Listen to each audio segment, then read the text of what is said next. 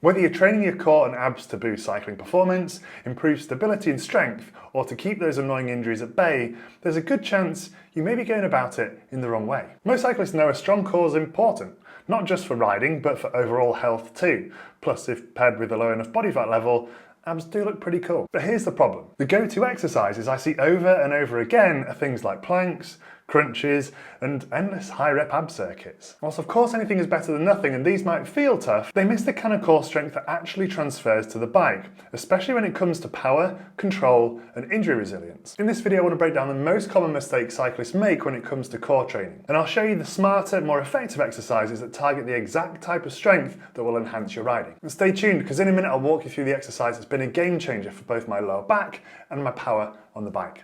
Hopefully we all know that the function of the core and the abs is to not just look good. The primary purpose of the core is to provide stability and support to the spine. It helps with our posture, and most importantly for us cyclists, it helps us to transfer force to the pedals. There are many muscles that comprise the core, and there's the ones that you can see dependent on your body fat levels. These are the ones like your abs, and I used kind of abs in the title of this video, but the abs are kind of just the muscles at the front of your core, whereas the core is comprised of loads of different muscles. You've also got the sort of more superficial muscles as well, along with the abs like the obliques and the erector spinae at the back. You then have your deeper core muscles such as your internal obliques, your transverse abdominis, and also things like your pelvic floor and your diaphragm as well. These kind of make like a barrel structure that help us to maintain good core posture. The abs and the obliques help to provide us with movement, so they actually cause movement, whereas those deeper core muscles provide stability. And there are actually specific movements and patterns of movements that we can utilize that target different areas of the core and different muscles. And we can break these down into two main categories. And I'm going to go through the three most common mistakes cyclists make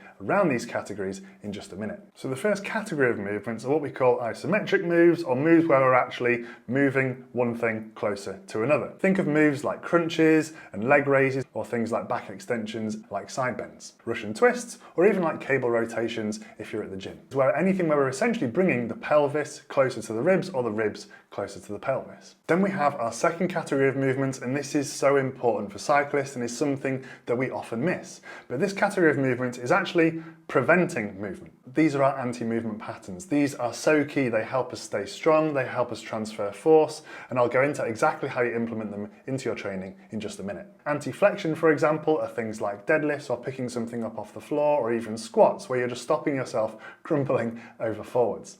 Then you've got your anti-lateral flexion, so think of holding something in one hand and stopping yourself leaning over towards that side. That's going to target your internal obliques. Then you've got your anti-extension, essentially moves where you're stopping your hips from dropping, trying to keep your core nice and tight to stop yourself from overextending. So think of things like your plank variations, or even if you're in the press-up position, you're going to be stopping yourself doing this as well. Then you've got your anti-rotation, so think stopping yourself from twisting one way or the other. For this, you've got multiple movements, but think of something like the Palloff press, for example, but I'll go through that in just a minute. And the first out of three common mistakes that cyclists make when it comes to their core training is number one, they utilize movements which we just don't necessarily utilize on the bike. So think of like crunches, for example. As I've just gone through, they help us develop flexion strength. There's at no point when we're on the bike do we need to create such forceful contractions, squeezing over forwards like that. So it's not necessarily worth including those in your training to improve your cycling. And other than the plank, and I'll go through why the plank has its issues in just a second, we commonly don't do lots of exercises that actually stop movement from happening. We're commonly doing lots of core exercises where we're kind of moving, crunching, moving side to side, hoping that's going to strengthen things up in the right way.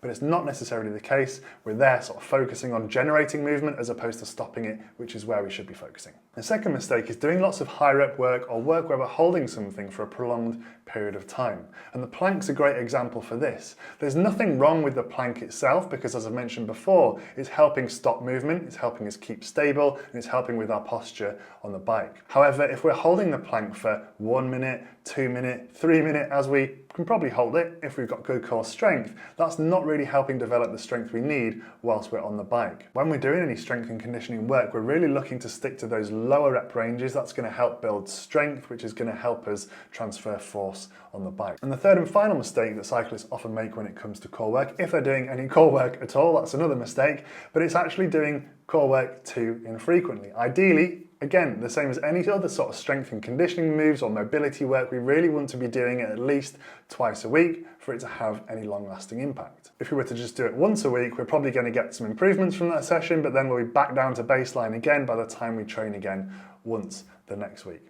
So training twice a week when it comes to our core mobility or strength work just enables us to see consistent improvement over a period of time. And if you are looking to implement some time-effective, efficient, cycling-specific strength work into your routine to improve stability, prevent injuries, and boost your power, do check out my free bodyweight strength program in the description below. But now we know how the core works and the most important elements and creating that stability, those deep core muscles to be able to transfer force from the handlebars to the pedals, how do we actually go about implementing the right movements into our routine to get the most from our strength work and our core training? And the first of 4 moves that are going to be brilliant for this is the Palloff press. And this is one of the moves that was absolutely amazing for my lower back pain at the start of my cycling journey and really allowed me just to get the power down through the pedals. It's a movement that helps to stop our hips from shifting because it's an anti-rotation movement, as you'll see in just a second. It's going to be absolutely brilliant to help you stay stable on the bike.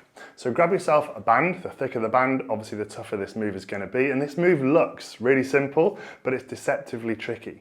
So wrap a band around a bar at the gym or a pole at the gym, or even just a door handle at home. Then all you're going to do is come into a kneeling position. You want the band kind of at arm level as your arms are out in front of you here, and all you're doing for this move is coming from this position out here, which is going to be pretty tough, pulling in to your chest. The closer the band is to your chest, the easier it is.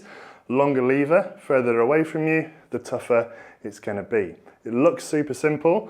The further you go from the bar or from the pole, the attachment of the band, the harder it's going to be. So you can work yourself out as you get stronger, in over 2 seconds, out over 2 seconds, keep breathing throughout. You want to stick between sort of 6 to 10 repetitions, 90 seconds rest between sets, 3 to 4 sets, and you should be good to go. The second exercise is going to be some kind of plank variation. Now, I did mention the plank before and said it's generally too easy, which it is for the vast majority of people. If you can only manage a normal plank for 45 seconds or less, then that's probably going to be a good option for you.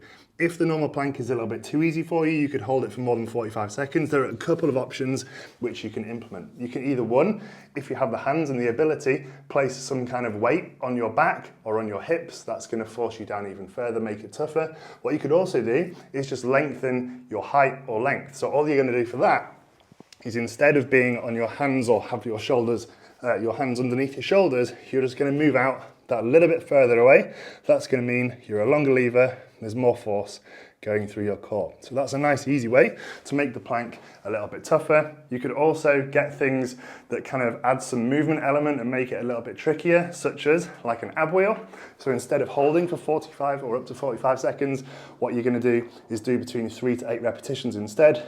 You can start on the knees, go out a little bit, and as you get more confident and stronger, work yourself out so you're going out even further. And try and measure how far you're going out as well, so each time you come to do it, you know how you're progressing. Some kind of plank variation that's hard enough for you is going to help with your posture on the bike, will help your hips stop sinking and help support your spine whilst you're riding. Next is going to be some kind of lateral carry to work on the sides of our core. Again, if we're pressing down one leg at a time, there's lots of force going up through one side of the body at a time as well. So it's important to be able to control that movement side to side. So grab some kind of heavy object if you're in a gym. Weights are going to work well for this. If you're at home, grab some gallons of water, something that's going to be heavy enough so that you can, again, manage it for around about 45 seconds. And all you're going to be doing for this is marching on the spot whilst having this in a sort of suitcase position. So it's called a suitcase carry. You're going to hold it by your side whilst marching up and down, again mimicking cycling on the bike while keeping yourself nice and upright, looking forwards, keeping yourself stable. If you don't want to march on the spot, you could even just walk around as well if you have the space, just holding this in one side, making sure you keep your core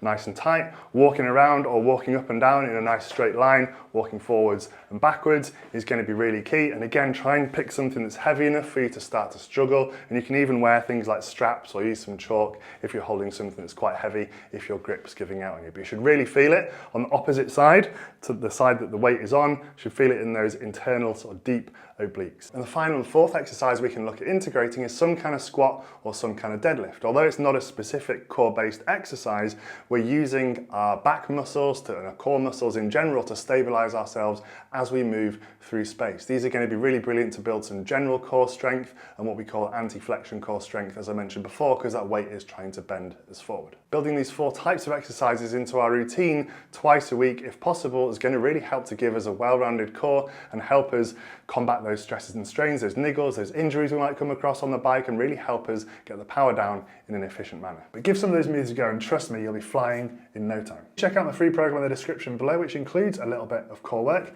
And also check out this video here if you're interested in improving your performance. Something else that strangely impacts our performance is actually what time of day we train. And in here I go through what the best time to train is, according to science, to perform at your best. Ride strong, and I'll catch you in the next one.